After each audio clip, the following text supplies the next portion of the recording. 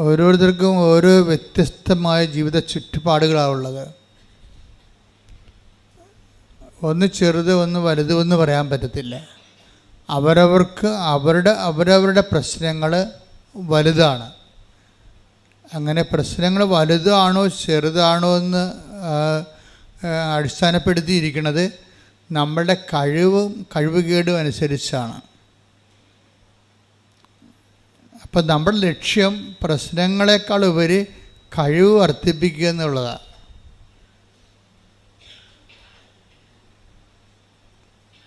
പിടികിട്ടിയ എല്ലാവരും പറഞ്ഞാൽ എന്താണ്? എല്ലാ മനുഷ്യരും പറയണം, എൻ്റെ അമ്മോ എനിക്കുണ്ടായ അത്രയും സങ്കടം ലോകത്തൊരിടത്തും ആർക്കും ഉണ്ടായിട്ടില്ലെന്നാണ് പറഞ്ഞത്. എല്ലാവരും പറയുക കാര്യം എനിക്കുണ്ടായ അത്രയും വിഷമം ലോകത്ത് ആർക്കും ഉണ്ടായിട്ടില്ല. അങ്ങനെ എല്ലാവരും പറയും.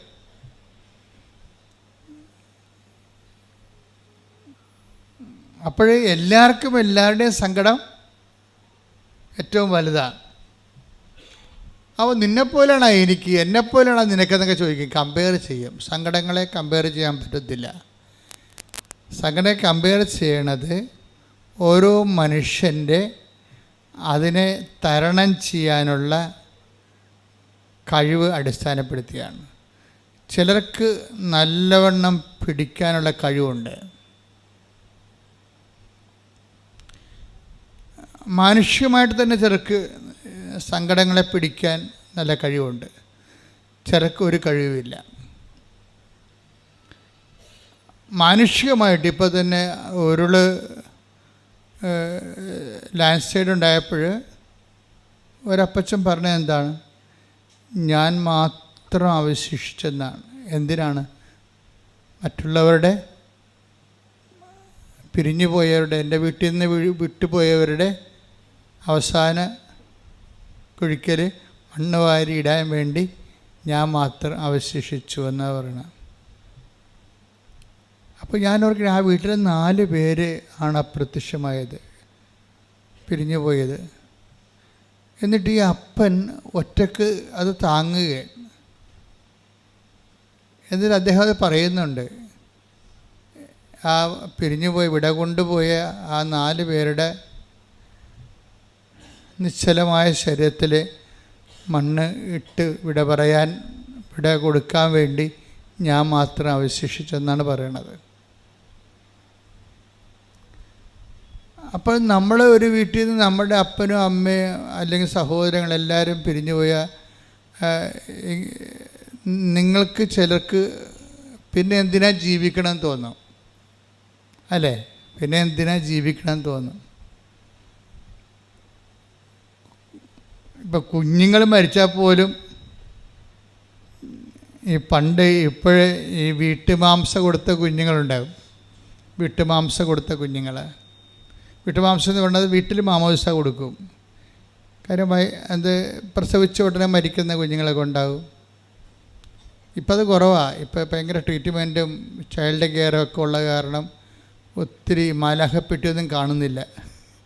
ഞങ്ങളുടെ കുഞ്ഞുനാളിലൊക്കെ എപ്പോഴും മാലാഹപ്പെട്ടിയുടെ ഘോഷയാത്രയായിരുന്നു. ഇപ്പോൾ ആരോഗ്യം നമ്മുടെ പരിപാലന രംഗം എന്തുമാത്രം മാറിയിട്ടുണ്ടെന്ന് മനസ്സിലായില്ലേ? അതിലൊരു 60കളിലൊക്കെ 10 കുഞ്ഞുങ്ങൾ ജനിച്ചാൽ അതിൻ്റെ അകത്ത് 5 മരിച്ചിരിക്കും. ഗർഭിണി ഉൾപ്പെടെ മരിക്കും. ആ മേഖലയിൽ, ഗൈനക്കിൻ്റെ മേഖലയിൽ ഭയങ്കരമായ ഗ്രോത്ത്, സംരക്ഷണം വന്നു. ആ മെഡിക്കൽ സെറ്റപ്പ്, അവിടെ പ്രവർത്തിക്കുന്നവർ, നഴ്സുമാർ, ഡോക്ടർമാർ, അവരെല്ലാവരെയും സമർപ്പിച്ചുകൊണ്ട് ശ്രദ്ധിക്കട്ടെ. Hallelujah, hallelujah, hallelujah. നാഥാ വരേണമേ, നേർവഴി കാട്ടേണമേ. പരിശുദ്ധ പരമ ദിവ്യകാരുണ്യത്തിന് ആരാധനയും സ്തുതിയും പുകഴ്ചയും ഉണ്ടായിരിക്കട്ടെ. ഇപ്പം ഞാനീ പെട്ടെന്ന് മരിച്ചിട്ടുള്ള, പ്രസവിച്ച് മരിച്ച കുഞ്ഞുങ്ങളുടെ കുറേ പെണ്ണെടുത്തിട്ടുണ്ട്. അത് പ്രായമുള്ളവർ മരിക്കുമ്പോൾ ഞങ്ങൾ വയലറ്റ് ഉടുപ്പിട്ടാണ് പോകണത്. കുഞ്ഞുങ്ങൾ മരിക്കുമ്പോൾ നല്ല പളപള തിളങ്ങുന്ന ദൈവദൂതന്മാരുടെ പോലെയുള്ള ഉടുപ്പിട്ടാണ് പോണത്. അപ്പോൾ അടക്കണത് അങ്ങനെയാണ്. അപ്പോൾ അവിടെ ആരും കരയത്തില്ല. കാര്യം ആ കുഞ്ഞുമായിട്ട് ആർക്കും ബന്ധമില്ലല്ലോ. പ്രസവിച്ച് മരിച്ചു, പക്ഷെ ഒരാൾ കരയും. ആരാണ് കരയണത്? അമ്മ കരയും. അത് നമുക്ക് കാര്യം അവർ ആ 10 മാസം ഇവനെ ചുമന്നുകൊണ്ട് നടന്നപ്പോൾ കുഞ്ഞുമായിട്ടുള്ള ജീവിതവും എല്ലാം അവർ അവിടെ മനസ്സിൻ്റെയും ശരീരത്തിൻ്റെയും ഭാഗമല്ലേ. അപ്പോൾ അവർ മാത്രം ഇരുന്ന് തേങ്ങി കരയണ കാണാം. നമ്മളവരെ പോയി കൊട്ടി ആശ്വസിപ്പിക്കും. സിമിത്തേരിന്നൊക്കെ വരുമ്പോഴും ചിലർ വീട്ടിൽ സിമിത്തേരോട് വരത്തില്ല. ഈ മനുഷ്യൻ്റെ സങ്കടങ്ങളുടെ കൂടെ ഞാൻ കുറേ നിന്നിട്ടുണ്ട്. അതൊരു സുവിശേഷ വേലയാണ്.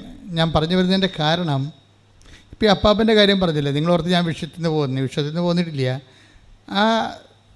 ആ വയനാട് ഉരുൾപൊട്ടലിൽ 4 പേരും മരിച്ച് അപ്പാപ്പൻ മാത്രം അവശേഷിക്കുന്നു. അപ്പാപ്പനെന്നും അങ്ങനെ പറയണ്ട്, ഞാൻ മാത്രം ഉദകക്രിയ അവസാന ക്രിയ ചെയ്യാൻ വേണ്ടി ഞാൻ മാത്രം അവശേഷിച്ചെന്നു.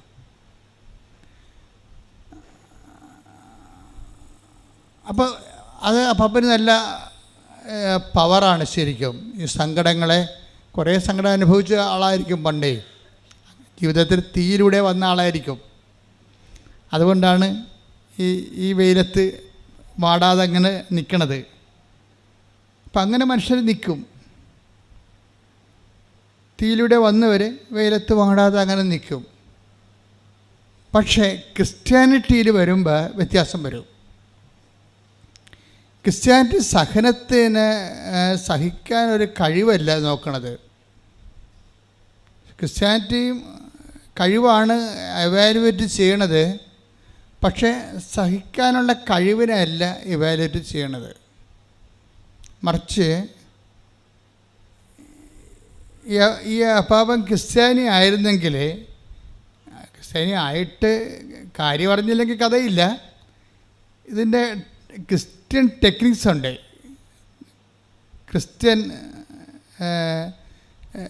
അതായത് അതിൻ്റെ ഒരു തന്ത്രവിദ്യ എന്ന് പറയും, ടെക്നിക്ക്. എന്ന് വെച്ച് കഴിഞ്ഞാൽ ഈ സഹനത്തെ കൺവേർട്ട് ചെയ്യാൻ അറിഞ്ഞില്ലെങ്കിൽ ഈ കഴിവ് കൊണ്ട് വലിയ പ്രയോജനമൊന്നുമില്ല. ക്രിസ്ത്യാനിറ്റിയെ മറ്റ് വിഷയത്തിൽ നിന്ന് വ്യത്യസ്തമാക്കുന്നത് കൺവേർഷൻ നല്ല ശരിക്കും നമ്മൾ ഭക്ഷണപദാർത്ഥങ്ങളെ കൺവേർട്ട് ചെയ്തിട്ടല്ലേ, മെറ്റാബോളിസത്തിലൂടെ നമ്മൾ കഴിക്കുന്ന ഭക്ഷണപദാർത്ഥങ്ങളെ കൺവേർട്ട് ചെയ്യുകയല്ലേ ബോഡി ചെയ്യേണ്ടത്. എന്നിട്ട് ബ്ലഡിലൂടെ അത് ബ്ലഡിലേക്ക് ലയിപ്പിക്കുന്ന ബ്ലഡിനാവശ്യമായ മിനറൽസ് കൊണ്ട് ബോഡിയുടെ കോശങ്ങളെ അത് വലുതാക്കുന്നു. ബോഡിയുടെ കോശങ്ങൾ ഈ മിനറൽസ് സ്വീകരിച്ച് കൊണ്ട് മൾട്ടിപ്ലൈ ആവുന്നു. അങ്ങനെ ബോഡി വലുതാകുന്നു. അങ്ങനെയല്ലേ ശരീരം വലുതായി വരുന്നത്. ഇപ്പോൾ കൺവേർഷനാണ് നടക്കുന്നത്.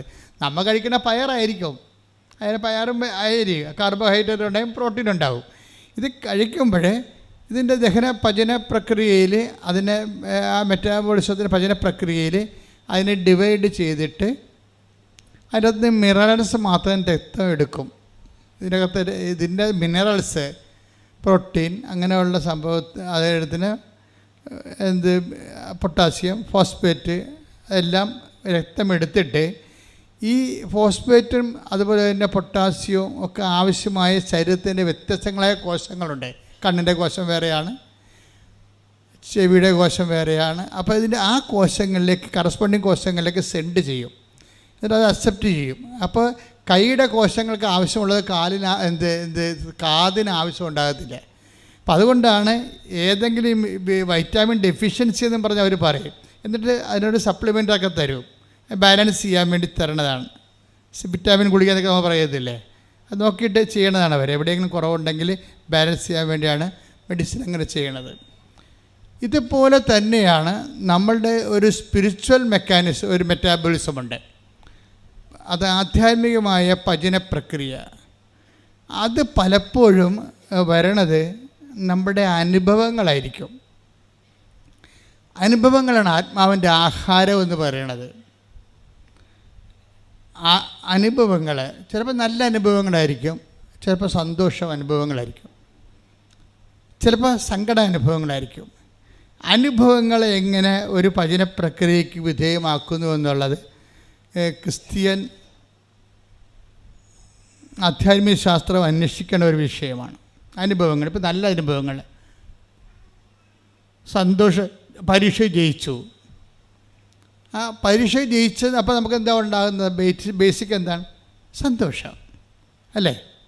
അല്ലെങ്കിൽ നമ്മൾ ആഗ്രഹിച്ച ഒരു വിസ കിട്ടി, സന്തോഷം. അല്ലെങ്കിൽ ആവശ്യപ്പെട്ട ഒരു നമ്മൾ ആഗ്രഹിച്ച ജീവിത പങ്കാളിയെ കിട്ടി, നമുക്കുണ്ടാകുന്ന വികാരം എന്താണ്? സന്തോഷം. ഈ സന്തോഷത്തിനെ എങ്ങനെ കൺവേർട്ട് ചെയ്യാം? സന്തോഷം ബേസിക്കായിട്ട് വെറുതെ സന്തോഷമായിട്ട് തന്നെ ഇരുന്നാൽ ചോറായിട്ട് തന്നെ ഇരിക്കും, സാമ്പാർ തന്നെ ഇരിക്കും. വയറ്റിൽ കിടന്നു കഴിഞ്ഞാൽ ദഹിക്കാതെ അജീർണം വെക്കും, അല്ലെ? അജീർണം വരും. ദഹിക്കാത്ത പക്ഷം അജീർണം വരും. ഇതുപോലെ ദഹിക്കാത്ത സന്തോഷമുണ്ട്. അതായത് അനാവശ്യമായ സ്ഥലത്തേക്ക് ചെല്ലണ വികാരങ്ങൾ, ആവശ്യ സ്ഥലങ്ങളിലേക്ക് ചെല്ലണ വികാരമുണ്ട്. ഇപ്പോൾ ഈ ദിവസങ്ങളിൽ ഒരു സാക്ഷ്യം ഉണ്ടായത് ജോസ്മി ഷിബുവിൻ്റെ വിഷയം എന്ന് പറയുന്നത്, അവൾക്ക് 2 കിഡ്നിക്കും പ്രോബ്ലമാണ്. 2 കിഡ്നിയുടെ പ്രോബ്ലം കിഡ്നിയുടെ തനത് പ്രശ്നങ്ങളല്ല, മറിച്ച് യൂറിനറി ബ്ലാഡറിൻ്റെ പ്രോബ്ലമാണ്, മൂത്രസഞ്ചിയുടെ പ്രശ്നമാണ്. മൂത്രസഞ്ചിയുടെ ബലം, അതിനൊരു പിടിച്ചെടുത്താനുള്ള ബലം കുറഞ്ഞു പോകുന്നു. ബലം കുറഞ്ഞു കഴിഞ്ഞാൽ അതിനൊരു റബ്ബർ പോലെ ഒരു ഇലാസ്റ്റിസിറ്റി ഉണ്ട് അതിന്. അപ്പോൾ അതിനകത്ത് നിൽക്കണത്. അപ്പോൾ അതുകൊണ്ട് അതിൻ്റെ ഒരു പവർ കുറഞ്ഞു പോയിട്ട് അതിങ്ങനെ ഒരു ബ്ലഡി ലുക്കായി, രക്തത്തിൻ്റെ ഒരു ലുക്കായി. നമ്മൾ ചുവപ്പ് ബലൂൺ വീർപ്പിച്ച് കിട്ടാൽ എങ്ങനെ ഇരിക്കും അതുപോലെയായി. അപ്പോൾ ഇത് ഭയങ്കര സീരിയസ് വിഷയമായപ്പോൾ ഇത് സ്കാനിങ് റിപ്പോർട്ടൊക്കെ ടെസ്റ്റൊക്കെ ചെയ്തപ്പോൾ മനസ്സിലായത്, ഈ 2 കിഡ്നിയുടെ നിന്ന് നമ്മളുടെ ഈ ബ്ലാഡറിലേക്ക് പോകുന്ന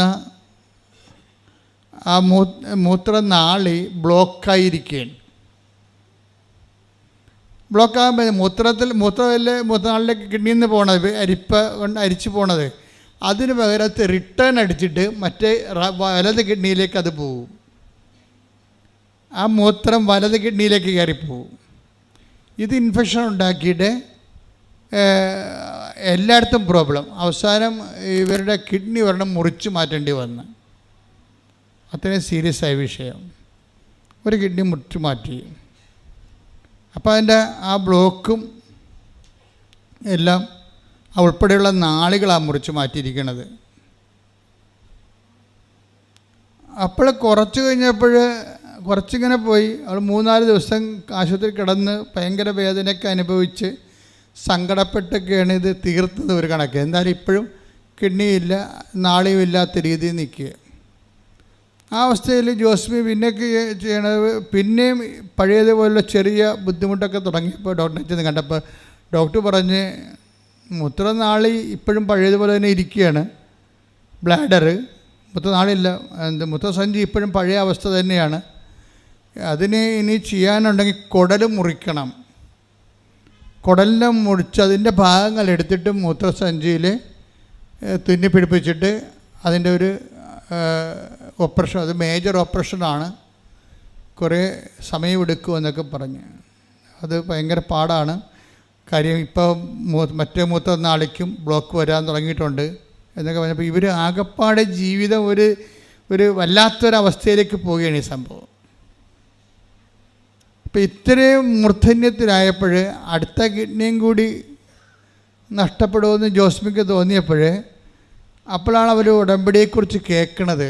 നിങ്ങൾക്കറിയാമല്ലോ, ഉടമ്പടിയെ ഒരു മനുഷ്യൻ്റെ ജീവിതം ഇപ്പോൾ 2 ഈ ലോകചരിത്രം പോലെ ഇരിക്കുകയാണ്. ഇപ്പോൾ ലോകചരിത്രം യേശുക്രിസ്തുവിന് നമ്മൾ കർത്താവിന് AD BC എന്നൊക്കെ പറയത്തില്ലേ, ബിഫോർ ക്രൈസ്റ്റ്, അന്നോ ഡൊമിനി എന്നൊക്കെ പറയും. അതായത് കർത്താവിൻ്റെ വർഷവും കർത്താവിന് മുമ്പുള്ളതും. ചിലരുടെ ജീവിത ചരിത്രം നോക്കാനാണെങ്കിൽ അവർ ഉടമ്പടിയെക്കുറിച്ച് കേൾക്കണതിന് മുമ്പ് കേട്ടതിന് ശേഷവും വ്യത്യാസമുണ്ട്. അതാ വിഷയം. അത്രയും ഉടമ്പടി ഒരു ഡിസിസീവ് പോയിൻ്റ് ആകുന്നുണ്ട്. ഉടമ്പടി ചിലരുടെ ജീവിതത്തിൽ അവിടെ സാക്ഷ്യം വെക്കുന്ന മനസ്സിലാവും. ഉടമ്പടി എൻ്റെ ജീവിതം ഉടമ്പടിക്ക് മുമ്പും ഉടമ്പടിക്ക് ശേഷവും. നിങ്ങൾ തന്നെ നിങ്ങളുടെ ജീവിതം ഒന്ന് പരിശോധിച്ചാൽ മനസ്സിലാവും. നിങ്ങളത് ഐഡൻറ്റിഫൈ ചെയ്ത് അതിനൊന്ന് മനസ്സിലാക്കാൻ വേണ്ടി ഒന്ന് ചാർട്ട് ചെയ്ത് കഴിഞ്ഞാൽ മനസ്സിലാകും എൻ്റെ ജീവിതം ഉടമ്പടിക്ക് മുമ്പും ഉടമ്പടിക്ക് ശേഷവും. രണ്ടായിട്ട് തിരിക്കാം. ഈ സാക്ഷ്യം പറഞ്ഞ പലരുടെ ആൾക്കാരുടെയും ജീവിതത്തെ ഇങ്ങനെ രണ്ടായിട്ട് തിരിക്കാൻ പറ്റും. എന്താണ്? ഉടമ്പടിക്ക് മുമ്പും ഉടമ്പടിക്ക് ശേഷവും. ഇപ്പോൾ ജോസ്മി ഇപ്പം നോക്കിയേ, ലിവിങ് ഓൺ ദി എഡ്ജാണ്. അവസാനത്തെ അറ്റത്ത് നിൽക്കുക, അടുത്തേക്ക് എണ്ണിയും പോകുന്ന കണ്ടീഷനിൽ. അല്ലെങ്കിൽ പിന്നെ കുടലും മുറിച്ചിട്ട് അതിൻ്റെ കഷ്ണം എടുത്തിട്ട് രണ്ടാമത് മൂത്രസഞ്ചി നിർമ്മിക്കണം. ഓഹോ, ഭയങ്കരമാണത് ശരിക്കും പറഞ്ഞാൽ. നിങ്ങൾ ഓരോ അവയവങ്ങളൊക്കെ ഉള്ളപ്പോഴേ നിങ്ങളതൊക്കെ വയറേലും നെഞ്ചിലൊക്കെ തൊട്ട് ദൈവത്തോട് നന്ദി പറയണം. ആരോഗ്യമായിരിക്കുമ്പോൾ അതിനത് കേടാകാൻ വേണ്ടി നന്ദി പറയാൻ പ്രാർത്ഥിക്കാൻ കാത്തിരിക്കരുത്. ആധ്യാത്മികത എന്ന് പറഞ്ഞ ഒരു നിലപാടാണ്. നിങ്ങളുടെ ഓരോ വിഷയത്തെക്കുറിച്ചുള്ള ദൈവത്തിൻ്റെ മുമ്പിലുള്ള നിങ്ങളുടെ കാഴ്ചപ്പാടുകളുടെ ആകത്തുകയ്ക്കാണ് ആധ്യാത്മികത എന്ന് പറയുന്നത്. ഇപ്പം നല്ലപ്പം ഇരിക്കുമ്പോൾ തന്നെ നിങ്ങളിതെല്ലാം സമർപ്പിക്കണം. കണ്ണിന് കാഴ്ച കാണാമല്ലോ, സമർപ്പിക്കണം. ഇപ്പോൾ ഇന്നലെ ഞാനൊരു കുഞ്ഞിനെ പ്രാർത്ഥിച്ചത് 2 കണ്ണിൻ്റെയും കാഴ്ച മങ്ങിക്കൊണ്ടിരിക്കുകയാണ്. ഞാൻ കുഞ്ഞിനെ നോക്കിയപ്പോൾ കുഞ്ഞിന് ഒരു 6 വയസ്സേ ഉള്ളൂ. 6 വയസ്സായപ്പോൾ തന്നെ 2 കണ്ണുകളുടെയും കാഴ്ചകൾ മങ്ങാൻ തുടങ്ങി. എനിക്ക് ശരിക്കും പറഞ്ഞാൽ സങ്കടം തോന്നി. ശരിക്കും പറഞ്ഞു, ഞാൻ പറഞ്ഞ കർത്താവേ, അത് ജീവിക്കാൻ തുടങ്ങിയതേ ഉള്ളൂ. ഈ കാഴ്ച 2 ഓപ്ഷനാണ് ഞാൻ കർത്താവിനെ കൊടുത്തത്. ഒന്നെങ്കിൽ മാതാവിൻ്റെ പ്രത്യക്ഷീകരണം ഓർത്തുകൊണ്ട് നീ ഈ കുഞ്ഞിനെ ഈ സ്റ്റാറ്റസിൽ കീപ്പ് ചെയ്യണം, അല്ലെങ്കിൽ ഇതിനെ പൂർണ്ണമായ കാഴ്ച കൊടുക്കണം. നമ്മളെപ്പോഴും നമ്മൾ ശ്രദ്ധിക്കേണ്ടത് നമ്മുടെ സാധാരണ പ്രാർത്ഥനകളും ഉടമ്പടി പ്രാർത്ഥനയും തമ്മിൽ ഒത്തിരി വ്യത്യാസമുണ്ട്. ഇന്നലെ ഒരു സർക്കാരിൻ്റെ ഒരു ഹൈ ഓഫീസർ ഇവിടെ വന്നിട്ടുണ്ടായിരുന്നു. അവരൊരു പുതിയ ഓഫീസ് എടുക്കാൻ പോകുന്നു, സർക്കാർ അവർക്ക് കൊടുക്കാൻ പോകുന്നു, അതിനുവേണ്ടി പ്രാർത്ഥിക്കാൻ വേണ്ടി. അപ്പോൾ ഞാൻ അവരോട് പ്രെയറിൻ്റെ എഫിക്കസിയെക്കുറിച്ച് ഭക്ഷണം കഴിക്കുന്ന സമയത്ത് പ്രാർത്ഥനയുടെ എഫിക്കസിയെക്കുറിച്ച് പറഞ്ഞു. കാര്യക്ഷമതയുള്ള പ്രാർത്ഥനയും കാര്യക്ഷമതയില്ലാത്ത ആൾക്കാർ വാരിക്കെട്ടിക്കോരി കുറേ പ്രാർത്ഥിക്കത്തില്ല, ഒരു കഥയുണ്ടാകത്തില്ല. പക്ഷേ കാര്യക്ഷമതയുള്ള പ്രാർത്ഥനയിൽ സംബന്ധിച്ചിടത്തോളം കണ്ടൻറ്റ് ഓഫ് ഗോഡ് കൂടുതലായിരിക്കും. അതെപ്പോഴും നിങ്ങൾ ബുദ്ധിപരമായിട്ട്, പ്രാർത്ഥന ഒരു ഇൻ്റലക്ച്വൽ ബിസിനസ്സാണ്. Prayer is an intellectual business, അല്ലാതെ ഒരു ഇമോഷണൽ ബിസിനസ് അല്ലത്. ബിസിനസ് വെച്ചാൽ വിനിമയം. ഒരു പ്രാർത്ഥന ഒരു ബൗദ്ധിക വിനിമയമാണ്. ഈ പ്രാർത്ഥന നമ്മൾ ലോഞ്ച് ചെയ്യുമ്പോൾ തന്നെ നമുക്കറിയാൻ പറ്റും ഇത് ആ പ്രാർത്ഥന അതിൻ്റെ ലക്ഷ്യം കണ്ടെന്ന്. ചില പ്രാർത്ഥനയിൽ നമുക്കറിയത്തില്ലല്ലോ ഇത് ലക്ഷ്യം കാണോ ഇല്ലെന്ന്. കാര്യം അത് പ്രോഗ്രാംഡ് അല്ലാത്തത് കൊണ്ടാണ്. Prayer is not programmed. Prayer ഉണ്ട്, പ്രോഗ്രാംഡ് അല്ലാത്ത പ്രെയർ ഉണ്ട്. എപ്പോഴും പ്രെയർ ഒരു പ്രോഗ്രാംഡ് പ്രെയർ ആയിരിക്കണം. അതിനാണ് നിങ്ങൾ സുവിശേഷം പഠിക്കുന്നതിൻ്റെ കാരണം. എന്നുവെച്ചാൽ ഒരു സംഭവം, ഒരു പ്രാർത്ഥന നിങ്ങൾ ലോഞ്ച് ചെയ്യാൻ, അപ്പോൾ നിങ്ങൾ ആദ്യം എന്ത് ചെയ്യണം? അതിൻ്റെ അകത്ത് ദൈവത്തിൻ്റെ ഷെയർ ആദ്യമേ മാറ്റിയേക്കണം. പിടിയിടുക. ഒരു പ്രാർത്ഥന നിങ്ങൾ ലോഞ്ച് ചെയ്യുമ്പോൾ ആ പ്രാർത്ഥന ദൈവത്തിൻ്റെ സ്വീകാര്യമാണെങ്കിൽ ആദ്യം ചെയ്യേണ്ട വിഷയം എന്താണെന്ന് അറിയാം? ബുദ്ധിപരമായിട്ട് ദൈവത്തിൻ്റെ ഷെയർ മാറ്റണം. അതിൻ്റെ അകത്ത് നിന്ന് അത് റിസർവ് ചെയ്യണം. ഈ നിങ്ങളുടെ പണ്ടാരം പിടിച്ച പ്രാർത്ഥനയ്ക്ക് മൊത്തം ഉള്ളത് നിങ്ങളുടെ ഷെയർ മാത്രമേ ഉള്ളൂ. ഇതാണ് ഇതിൽ പ്രാർത്ഥനയുടെ ട്രാജഡി ആകാൻ കാരണം. നിങ്ങളുടെ പ്രാർത്ഥിപ്പം നിങ്ങൾക്ക് ഇപ്പോൾ ഞാൻ ഉദാഹരണം പറയാം, അപ്പോൾ നിങ്ങൾക്ക് മനസ്സിലാവും. നിങ്ങൾക്ക് കുഞ്ഞില്ലെന്ന് വിചാരിച്ചു. ഇപ്പോൾ 14 വർഷമായിട്ട് കുഞ്ഞുങ്ങളില്ലാത്തവരുണ്ട്. ഈ ആഴ്ച സാക്ഷ്യം പറഞ്ഞാണ്. ഒറ്റ പ്രാർത്ഥനയ്ക്ക് അവർ കുഞ്ഞിനെ കിട്ടി. 23, 55, 57 വയസ്സുള്ള ഒരാൾക്കാർ വരെ കുഞ്ഞിനെ കൊണ്ട് സാക്ഷ്യം പറയുന്നുണ്ട് ഉടമ്പടിയിലേ പറ്റത്തുള്ളൂ. അതൊക്കെ വേറെ ഒരിടത്തും പറ്റത്തില്ല. കാര്യം ഞാൻ ഈ കരിസ്മാറ്റിക് മേഖലയിൽ 15-20 കൊല്ലം നിന്നതിന് ശേഷമാണ് അമ്മ പ്രത്യക്ഷീകരണം സംഭവിക്കുകയും അത് പിന്നെ ഉടമ്പടിയായിട്ട് മാറുകയും ചെയ്യുമ്പോൾ എനിക്കതിൻ്റെ വ്യത്യാസം അറിയാൻ പറ്റും. കരിസ്മാറ്റിക് ഫീൽഡ് ഉണ്ടായിരുന്നതിനേക്കാളും അന്ന് ഒരു 10 വയസ്സ് വരെയുള്ള 10 വർഷം വരെയുള്ള ഒരു കുഞ്ഞുങ്ങൾക്ക് ഉണ്ടാകുമെങ്കിൽ ഇപ്പം 23, 24 വയസ്സ് വരെ 24 വർഷം വരെ മക്കളില്ലാത്തവർക്ക് ഉടമ്പടിയിൽ മക്കളുണ്ടാകുന്നുണ്ട്. അതിന് അത്രയും 3 ഇരട്ടി വ്യത്യാസം വരുന്നുണ്ട്. നമ്മളിപ്പോൾ സംസാരിച്ചുകൊണ്ടിരിക്കുന്നത് പ്രാർത്ഥന ഒരു ബുദ്ധിപരമായ വിനിമയം എന്നുള്ള ടോപ്പിക്കാണ്. പ്രാർത്ഥനയ്ക്ക് എങ്ങനെ ബുദ്ധിപരമായിട്ട് പ്രാർത്ഥനയെ നമുക്ക് നമ്മളുടെ ദൈവവുമായിട്ടുള്ള ഇടപാടിന് ഉപയോഗിക്കാൻ പറ്റും. നിങ്ങൾക്ക് വന്നിരിക്കുന്ന പരാജയം, നിങ്ങൾ പ്രെയർ ലോഞ്ച് ചെയ്യുമ്പോൾ സംഭവിക്കണത് അത് വല്ലാത്ത ഭൗമാകർഷണമുള്ള പ്രാർത്ഥനയാവും. ഈ പ്രാർത്ഥനയിൽ ഭൗമാകർഷണമുണ്ട്, ദൈവാകർഷണമുണ്ട്. നമ്മുടെ പ്രാർത്ഥന പലതും അതിൻ്റെ ഗതി പിടിക്കാത്തതിൻ്റെ കാരണം, അതിൻ്റെ ഗതി എന്ന് പറയണത് ഇപ്പം സുഗതൻ എന്നൊക്കെ നമ്മൾ പറഞ്ഞില്ലേ, സുഗതി എന്നൊക്കെ പറയുന്നതാണ് ബൗദ്ധിസത്തിൻ്റെ കാലത്തുണ്ടായിരുന്ന പേരാണ് സുഗതൻ. എന്ന് വെച്ചാൽ മനുഷ്യൻ അതിൻ്റെ നിർവ്വാണം പ്രാർത്ഥിക്കുമ്പോൾ അവർ സുഗതി എന്ന് പറയും. സുഗതം എന്നുവെച്ചാൽ നല്ല ഗതി പ്രാപിക്കുക. അപ്പോൾ പ്രാർത്ഥനയ്ക്ക് അതിൻ്റെ ലക്ഷ്യം സാധിക്കുന്ന അതിൻ്റെ ഉദ്ദേശം എന്ന് വെച്ച് കഴിഞ്ഞാൽ അതുപോലെ തന്നെ ദുർഗതി പ്രാപിക്കുന്നവരുണ്ട്. ദുർമരണം എന്നൊക്കെ പറയത്തില്ലേ, ദുർഗതി പ്രാപിക്കുന്നവർ. അപ്പോൾ അതിനങ്ങനെയാണ് പറയണത്. അത് വേറെ ഒരു നീതിശാസ്ത്രമാണ്. ഞാൻ പറഞ്ഞു വരണത് പ്രാർത്ഥനയുടെ ഒരു ഗതിയുണ്ട്. ആ ഗതി പിടിക്കുന്ന പ്രാർത്ഥന എന്ന് പറയണത് എപ്പോഴും നമ്മൾക്ക് ഗതി പിടിപ്പിക്കാൻ പറ്റും. പ്രാർത്ഥനയെ നമുക്ക് ഗതി പിടിപ്പിക്കാൻ പറ്റും. അതാണ് പ്രോഗ്രാംഡ് പ്രെയർ എന്ന് പറയണത്. എന്ന് വെച്ച് കഴിഞ്ഞാൽ ആ പ്രാർത്ഥന ലോഞ്ച് ചെയ്യുമ്പോൾ അതിൻ്റെ ദൈവ അംശം അത് നമ്മൾ ഇൻഷുർ ചെയ്യണം ആദ്യമേ തന്നെ. പ്രാർത്ഥനയ്ക്ക് 2 അംശങ്ങളുണ്ട്. ഭൗമ അംശങ്ങളുമുണ്ട്, ദൈവ അംശങ്ങളുമുണ്ട്. ഭൗമ അംശം എന്ന് പറഞ്ഞാൽ എന്താണ്? നമുക്ക് വേണ്ടി നമുക്ക് ഉപയോഗിക്കാൻ പറ്റിയ കാര്യങ്ങളൊക്കെ ഭൗമ അംശങ്ങൾ. ഇത് പലപ്പോഴും ദൈവാംശങ്ങൾ പലപ്പോഴും ചില പ്രാർത്ഥനയ്ക്ക് ഉണ്ടാകത്തില്ല. ആ പ്രാർത്ഥന ലാഗ് ചെയ്തുകൊണ്ടേയിരിക്കും, കേൾക്കാൻ താമസിക്കും. ചിലപ്പോൾ കേൾക്കത്തില്ല, വേസ്റ്റ് പ്രെയർ ആവും. അതിന് ചെയ്യേണ്ട കാര്യം എന്ന് വെച്ച് കഴിഞ്ഞാൽ, ഈ ആദ്യം ചെയ്യേണ്ടത് ഒരു പ്രാർത്ഥന നമ്മൾ പ്രിപ്പയർ ചെയ്ത് ലോഞ്ചിങ് സിറ്റുവേഷനിൽ വന്നു കഴിഞ്ഞാൽ ഉടനെ നമ്മളതിൻ്റെ ഭൗമ അംശങ്ങളൊക്കെ പകുതിയോളം കുറച്ചിട്ട് ദൈവാംശം വെക്കണം. അതിൻ്റെ അകത്ത് വിശ്വാസി ഓടിയാൽ അങ്ങനെ ഒരു ആ നിത്യത വരെ ഓടും. കൈയടിച്ച് ശ്രദ്ധിക്കട്ടെ. എന്തെങ്കിലും കാര്യങ്ങൾ ദൈവത്തിൻ്റെ ഉടമ്പടിയിൽ നിൻ്റെ വിഷയത്തിന് പറ്റുന്ന രീതിയിൽ ദൈവം തന്നില്ല എന്ന് നിനക്ക് തോന്നിയാൽ ഉടനെ നീ അതൊരു പോളിസിയാക്കണം. ആ ഫണ്ട് മുഴുവൻ പോളിസിയാക്കണം.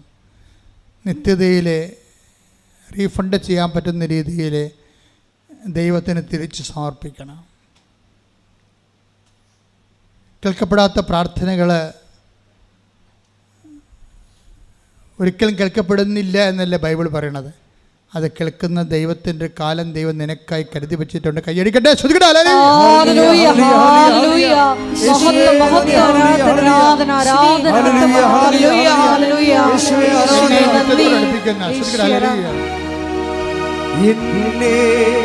നിത്യതയോടടുപ്പിക്കുന്ന എല്ലാ അനുഭവങ്ങൾക്കും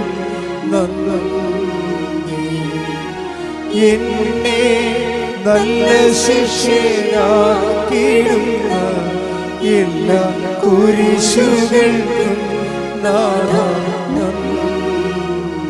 എൻ്റെ മക്കളെ, വലത് കരം ഇടത് നെഞ്ചിൽ വെക്കണം, ഇടത് കരം ശിരസിൽ വെക്കണം. ഉടമ്പടി ചെയ്ത എല്ലാ വിഷയങ്ങൾക്കും വേണ്ടി ഓൺലൈനിലുള്ളവർക്ക് വേണ്ടിയും കൂടി പ്രാർത്ഥിക്കുന്നു. അച്ഛൻ പ്രാർത്ഥിക്കുന്ന അത്രയും സമയം ഇടിമുഴക്കം പോലെ ശ്രദ്ധിച്ചുകൊണ്ടിരിക്കണം. കർത്താവിൻ്റെ കൃപ നിങ്ങളൊക്കെ ആവശ്യിച്ചുകൊണ്ട് അനുഗ്രഹമായും കൃപയായും സൗഖ്യമായും കർത്താവിൻ്റെ സ്നേഹം പെയ്തിറങ്ങുന്ന വലിയ നിമിഷങ്ങളാണ്. ശ്രദ്ധിക്കട്ടെ. Hallelujah, hallelujah, hallelujah. കർത്താവിന്റെ ഉന്നതമായ നാമത്തിന് സ്തോത്രം ചെയ്യുന്നു.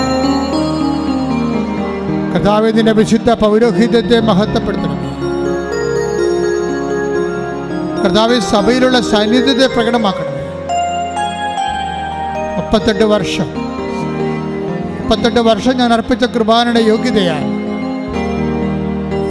താരയിലെ ജീവനോടെ പ്രത്യക്ഷപ്പെട്ട പരിശുദ്ധ അമ്മയുടെ മാധ്യസ്ഥത. ഇയാൾ തറയിൽ നടന്ന 10,000-കണക്കിന് ആരാധനയുടെ കൃപയിൽ ശക്തിയിലെ യേശു ക്രിസ്തുവിന്റെ ഉന്നതമായ നാമത്തിലെ മാരക രോഗങ്ങള് തീരാവ്യാധികൾ, ജീവിത ദുരിതങ്ങൾ, ജീവിത തടസ്സങ്ങൾ എല്ലാം യേശു ക്രിസ്തുവിൻ്റെ നാമത്തിൽ മാറിപ്പോകട്ടെ. കർത്താവേ, അപ്പാ, സ്വർഗീയ പിതാവേ, അങ്ങേ പുത്രനായ യേശു ക്രിസ്തുവിൻ്റെ നാമത്തിൽ പ്രാർത്ഥിക്കുന്നപ്പാ, നിന്റെ തിരുമുറിവാർന്ന വലത് കരത്താൽ എല്ലാ മക്കളെ സ്പർശിക്കണേ അപ്പാ. അപ്പൻ്റെ കൈകൾ നീട്ടണമെന്ന് പ്രാർത്ഥിക്കുന്നു സ്വർഗീയപ്പ. എല്ലാ മക്കളെയും സ്പർശിക്കണമേ, എല്ലാ മക്കളെയും സ്പർശിക്കണമേ. ത്വക്കുകൾ, ശരീരങ്ങൾ, ആന്തരിക ശരീരങ്ങൾ, ആന്തരിക അവയവങ്ങൾ, കോശങ്ങൾ, പേശികൾ, നീര് കെട്ടിയ ശരീരം അപ്പാ സ്പർശിക്കണമേ. കർത്താവേ, വെള്ളം കെട്ടിയ വയറുകൾ സ്പർശിക്കണമേ. കരൾ രോഗികൾ, കിഡ്നി രോഗികൾ, നീര് കെട്ടിയ ശരീരം, വെള്ളം കെട്ടിയ ശരീരം, ഡാമേജ് ആയിട്ടുള്ള ആന്തരിക അവയവങ്ങൾ അപ്പാ സ്പർശിക്കണമേ. ദൈവത്തിൻ്റെ കരുണ, യേശു ക്രിസ്തുവിൻ്റെ കരുണ, കർത്താവിൻ്റെ കൃപ നിങ്ങൾക്ക് ആവശ്യിക്കട്ടെ, നിങ്ങൾക്ക് ആവശ്യിക്കട്ടെ. മാർഗരോഗങ്ങൾ, തീരാവേദികൾ, പാൻക്രിയാസുകൾ, കരള്, കിഡ്നി, ശ്വാസകോശങ്ങൾ, തൈറോയിഡുകൾ, ശിരസ്, ബ്രെയിന്, ഉച്ചുമുതൽ ഉള്ളങ്കാൽ വരെ എല്ലാ കോശങ്ങളും, എല്ലാ പേശികളും, എല്ലാ ആന്തരിക അവയവവും യേശു ക്രിസ്തുവിന്റെ നാമത്തില് സൗഖ്യം പ്രാപിക്കട്ടെ. Hallelujah, hallelujah. യേശു എല്ലാ രോഗങ്ങളും സുഖപ്പെട്ടുകൊണ്ട് യേശു അങ്ങയുടെ നാമത്തെ ഈ ആരാധനയിലൂടെ മഹത്വപ്പെടുത്തണമേ. Hallelujah, hallelujah.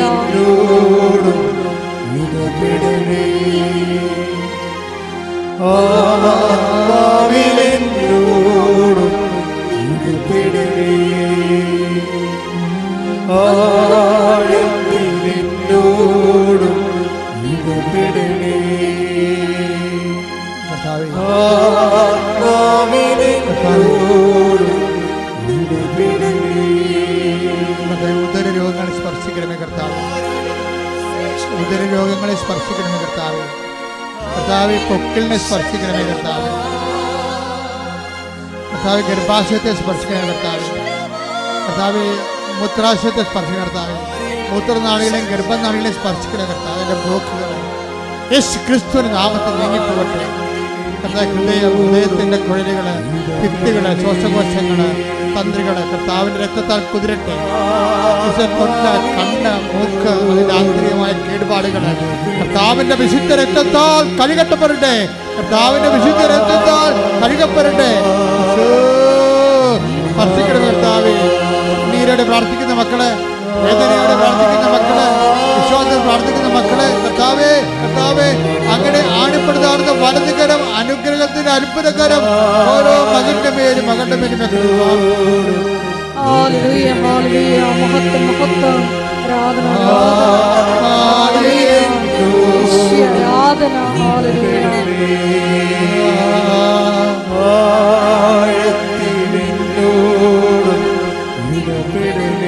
മുടിക്കൊഴിയുന്ന മക്കളെ പ്രാർത്ഥിക്കുന്നു, മക്കളില്ലാത്ത പ്രാർത്ഥിക്കുന്നു, ഒത്തുവരാത്ത പ്രാർത്ഥിക്കുന്ന, ജോലി ശരിയാകാത്തൊരു പ്രാർത്ഥിക്കുന്ന കർത്താവ്. സാമ്പത്തിക തകർച്ചയുള്ളവര്, ജപ്തി നടപടിയെ നേരിടുന്നവര്, വരുമാനമാർഗം നഷ്ടപ്പെട്ടവര്, വീടില്ലാത്തവര് കർത്താവ്, കച്ചവടങ്ങൾ പൂട്ടിപ്പോയവര്, വരുമാനം ജോലി നഷ്ടപ്പെട്ടവര്, ജോലിക്ക് വേണ്ടി പരിശ്രമിക്കുന്നവര്, ഇന്റർവ്യൂവിന് പോകാൻ പോകുന്നവര്, ടെസ്റ്റിന് പോകാൻ പോകുന്നവര് എല്ലാവരും ശ്രദ്ധ പ്രാർത്ഥിക്കുന്നു. ദൈവത്തിൻ്റെ കരുണ, ഡൈവേഴ്സായി പോയവര്, കേസാകപ്പെട്ടിരിക്കുന്നവരെല്ലാം സ്പർശിക്കണം. ദൈവത്തിൻ്റെ കരുണ, ദൈവത്തിൻ്റെ ശക്തി വരട്ടെ. ശ്രുതികട്ടെ, ശ്രുതികട്ടെ. എല്ലാ ജീവിത ദുരിതങ്ങളും തടസ്സങ്ങളും മാറിപ്പോയിക്കൊണ്ട് അങ്ങയുടെ നാമത്തെ ആരാധനയിലൂടെ വീണ്ടും വീണ്ടും മഹത്വപ്പെടുത്തണമേ. Hallelujah, hallelujah. മഹത്വം, മഹത്വം. ആരാധന, ഹല്ലേലൂയ. ആരാധന, ഹല്ലേലൂയ. മഹത്വം, മഹത്വം. ആരാധന, ആരാധന.